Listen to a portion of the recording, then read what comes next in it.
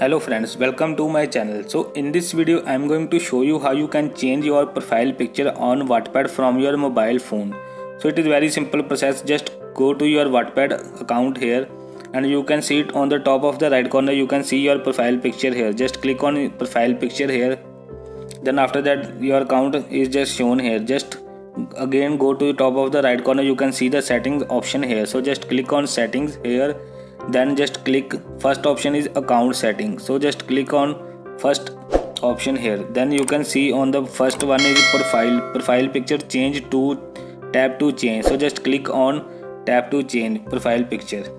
Here you can choose your profile picture from your gallery here. So you can see I just changed it my profile picture. So it is very simple process. I just go back and you can see here my profile picture is just changed. So it is very simple process. You can do it on your Android and iOS mobile phone. The process is same for both. So if you like this video, please subscribe to my channel for more videos like this. See you again in next video.